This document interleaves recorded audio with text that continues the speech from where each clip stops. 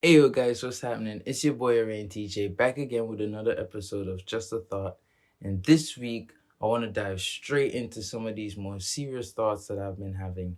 And I also want to let you know what's coming up for Just a Thought and a few other projects in the near future. So let's begin. Alright guys, so for the future of Just a Thought, I want to slow down on how many episodes I put out a month. After year one, episode 52, I probably might do one every 2 weeks, one every 4 weeks. By then, I intend to acquire a new device and be able to get back to producing and editing videos on a level that I'm more comfortable with and accustomed to. Because right now, I really need some new devices. But yeah. So when that happens, I'll slow down and focus more on giving you quality over quantity. Same thing that I've been doing with the music in the past few months. Um, I have a few commissions that I'm working on as well that are also taking up a lot of my time. So I want to be able to put more quality into everything that I'm doing. Um, and that's really it for just a thought. But for today's thought, I want to talk to you about the future of humanity and how I see it in Planetary Conquest. How I think we're gonna space travel, right? Because, like, maybe 2 years ago, I did a painting. It was an all white painting, and it took me weeks to fill it up with black. It was a pointillism painting. Pointillism, just points, dots. Filled it up with a bunch of dots. They made them look like stars, and within the stars, it said 50% off.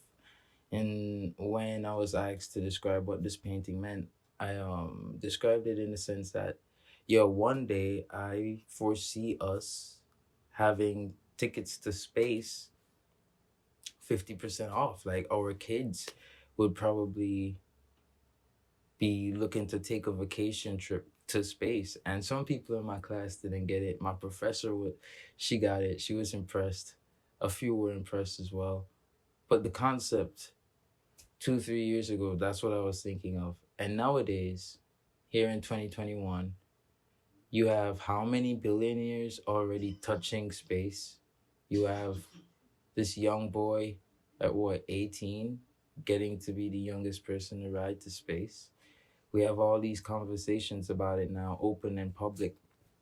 And that's one of the thoughts that I was holding on to, and I wanted to wait till after year one to dive into. But I can't hold on to such a thought anymore. I feel like this is a discussion that people need to have, because how do we truly intend to space travel? You know, I think it's going to involve cloning ourselves, because I can remember as a child, either in 99 or 2000, when I first heard about this goat, the first goat that was cloned. What was her name? Sally, maybe something. I don't know, but yeah, that was all the way back in 1999 or 2000 when I, as a child, first heard of that, and I I always think about it because I also watched an interview, well, not an interview, a documentary last year about US scientists getting a supercomputer over the course of a few months to create the first man made nano creature. And by inputting a certain amount of, requirements, parameters, and whatnot, the supercomputer was able to find the best and most suitable version of this thing it was designing, and it then printed this thing, and it's a real creature now. It's a biocomputer that it's nano, and they intend to like put it in blood cells to move medicine around, clear up our blood clots and things like that. And how incredible is that? But when you put the two together and you think, okay, we clearly have the capability to clone and structure a biological creature, the next thing we're waiting on is being able to clone the mind. And then I was watching earlier this year Elon Musk's interview, well, not interview, but, well, yes, interview. And when he was talking about the Neuralink and what they intend for it to be able to do in future upgrades, I was like, huh, that's the last piece of the puzzle, because he's saying that one day they'll be able to like copy the mind state, and then you can then upload your mind or a copied version of your mind in any biological brain. Now think about it. Space travel, traveling through the radiations of space, traveling at high speeds, may not be possible for us human beings. However, we can send these autonomous vehicles, these robots, these machineries, these technologies that can be controlled from Earth, right? And we could send them long in advance, have them building up, because it takes like some time to create this. You need some material, and the computer takes some time to do it. And then when it's done, like let's say we send a shipment of machinery that can create a human body, send some of that to Mars, right? Because that seems to be the next place we're going. Send some of that to Mars, and then while they're setting up, these robots are setting up this facility, we're on Earth figuring out how to clone the mind. And then once we figure that out, by the time we figure that out, it's done in Mars, cloning your body, because you already, before they sent it, you gave them like some vials, some copies of your DNA, right? And when that's done, we get an alert on Earth. Ding, your order has been printed. And you just upload a copy of your mind state, and we send it to that empty vessel. And then boom. Now you can either leave this vessel on Earth or possibly control two. Like, I don't know, that's complicated. But how do you think about it? Like, do you think about how we're gonna actually get there? Because if it's gonna take months to get there, possibly years to get there, then that leads me into a whole nother thought about the possibility of if aliens being real and us being them in a whole time loop because of that. But that's a whole nother thought for another episode. But but yeah, because maybe we won't withstand it. Or like, have you ever watched the show 100 and how they had to biologically change themselves in order to withstand the radiations of space? Like, that's a real thing. Or maybe we'll all be in astronaut suits while we travel. Like, how is it gonna happen?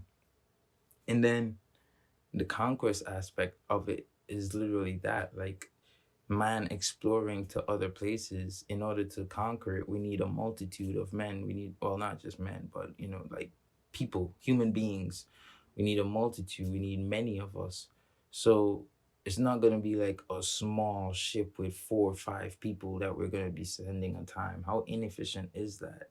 It's probably going to be a larger ship out in space, maybe, and we send a few trips. Since Elon has reusable rockets now, reusable rockets, do a couple trips to this larger station in space, and then move that to another planet. And then we get these like little smaller ones, which he does have, actually, now that I think about it. He recently made another spaceship, a smaller one. So yeah, it does play into what I'm saying. Like, because how else are we going to do it, if not these ways? I don't know. It's just a thought of mine. Do you think about it? Because I think about it. And I really think it's going to be, we send a copy of ourselves that we've like biologically engineered. Because I mean, think about this too.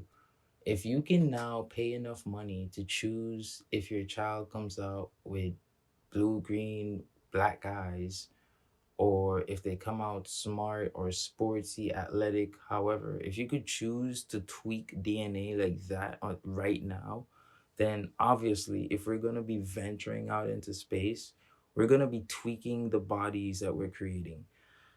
Let's say the air density is lighter at the next planet. We are going to tweak our bodies before we send them there. Like, it's only logical. Like, why go into an environment that you know the standard human body cannot survive in or has difficulty surviving in without first giving it some sort of upgrade if you can?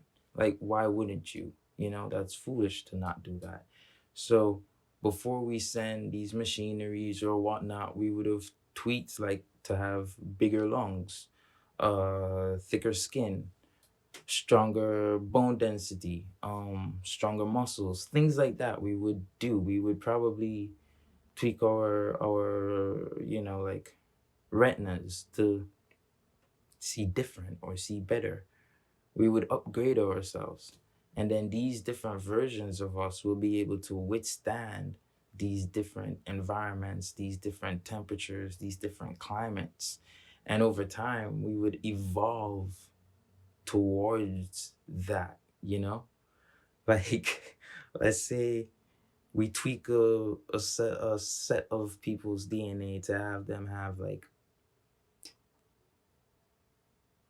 stronger leg muscles, because we know where they're going, the gravity is a little stronger than on Earth. And then 2-3 generations later, like 40 is one generation, so 120 years later, one of those people from that planet come down to Earth, right, to vacation. You know how high they could jump, like so like things like that. That's what I mean with the conquest aspect of it. Like, we're gonna tweak ourselves, go out there, send these copies of ourselves, then send our copied mind state to these empty vessels, these modified vessels. And then over time, we're gonna evolve to the environment that we live in with the modifications that we've given ourselves and become a whole new version of human being. Like, isn't that incredible to think about, that is a reality that can happen? It's not that far-fetched. A few years ago, if I was to say this, people would be like, what? Nah. But now, today, is it really that far-fetched? Like, sit down and think about it. Go research the things that I'm talking about. Like, research when we've been cloning animals. How long have we been doing that? So how good have we gotten? Research what it is that we're waiting on. Like, literally, scientists themselves have said it. The only thing we're waiting on is being able to clone the conscious mind, like the conscious state. Once we could copy that, we could put it into any empty vessel we want. Like, that's incredible to think about. It's scary, but it's incredible. But anyways, just another thought with a Rain TJ. All right, everybody. Love you. Have a great day. Take care.